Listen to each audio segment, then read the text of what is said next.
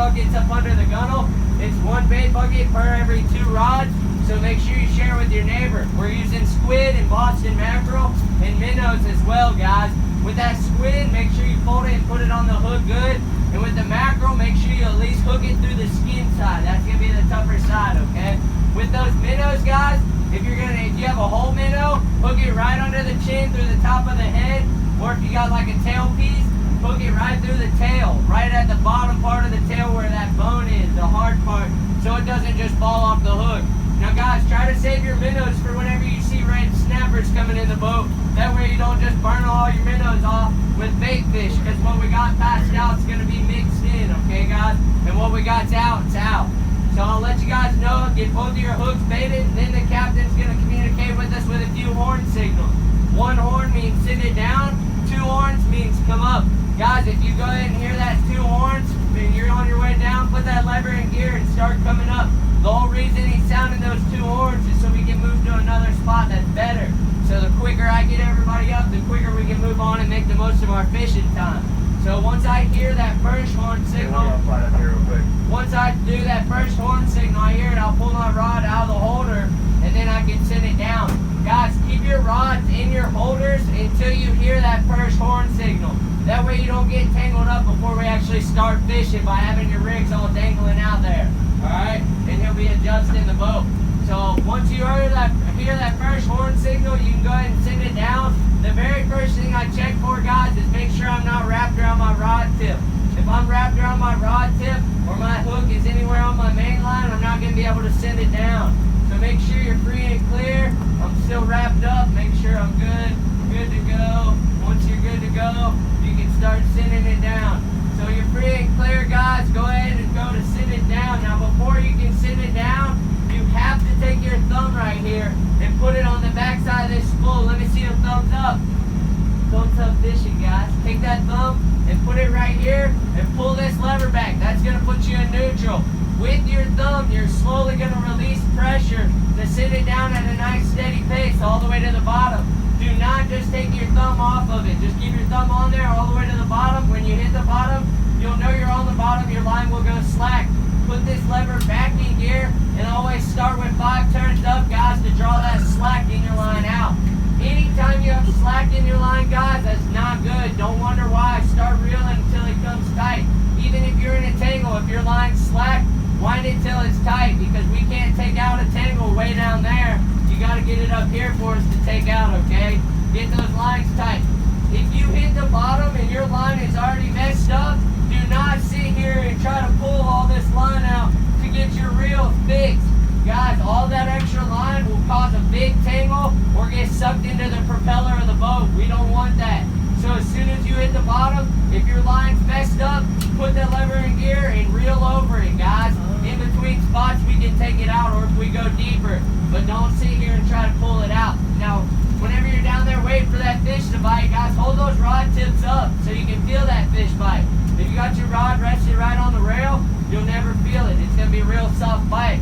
Hold that rod tip up as soon as you feel it. We are not bass fishing, alright? I know it's habit to set that hook, guys, but when you feel them bump, all you're going to do is turn the handle, okay? I tell people don't yank, just crank. We're using circle hooks or self-setting hooks.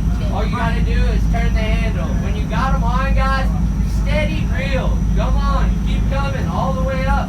If you stop to see if he's still there, it gives him a chance to swim and tangle your neighbor up. Don't do that, guys. Just steady reel all the way up. Real important, when you get up, get this bead and swivel all the way to your rod tip, guys. That way it's easier for y'all to pull it in the boat. And do not just go to pull your fish in the boat like, ah! Alright? People do it. Don't do it to us, guys. It's not safe. Just the best way to do it is take the butt of your rod right here out of your hip and put it right here by your feet. When you pull your rod tip towards you, it comes right to you. Grab it, pull it in the boat, and set it over your basket. Now, guys, we'll be out here taking these fish off, but everything out here does have size limits, and there are seasons on everything as well. So if it's upsides or in season, it'll take a ride back to Destin.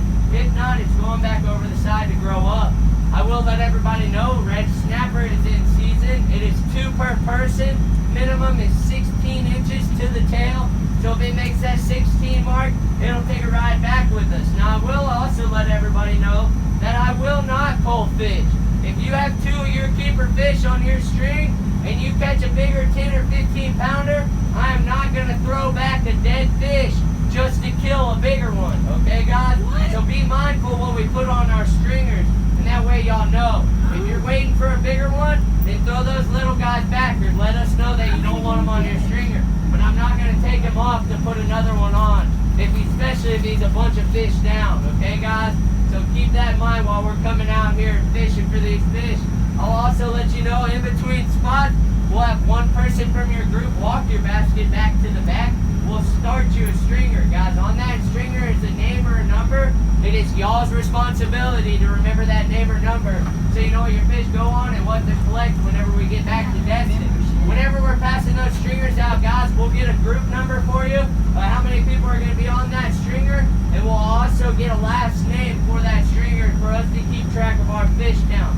So make sure you give us an accurate group number whenever you're coming back on how many people are going to be on that stringer, and then we'll do a boat total. But other than that, guys, that's pretty much the gist of it. You guys make sure you're mindful of your neighbor's line. Don't drop right on top of them. If you got a good fish coming up, let your neighbor get that good fish, you know, before you drop right on top of them and cause a tangle. All right, guys, y'all work with each other. If your lines are going towards the back of the boat or towards the front of the boat at all, don't follow them with your rod tips. I mean, unless you see that it's going to help prevent a tangle. But other than that, keep your rod straight out in front of you and let those lines do what they're going to do. My guys that are fishing back towards the stairs right there, underneath the boat is the propeller. That is what is moving us. Guys, that propeller is very unforgiving. So if your line is going under the boat heavy and you hear me or Moose or John say, hey, walk your line back, and you don't, and you feel something that feels like a freight train hit your pole, that is the propeller. You just got a 65-foot catamaran. And then you're going to have to get cut off and be patient for us to get a rig, okay, guys? It's going to have a little bit of current out here, and maybe a little sporty. We'll see how the lines do when we get out here, but y'all work with each other, all right, guys?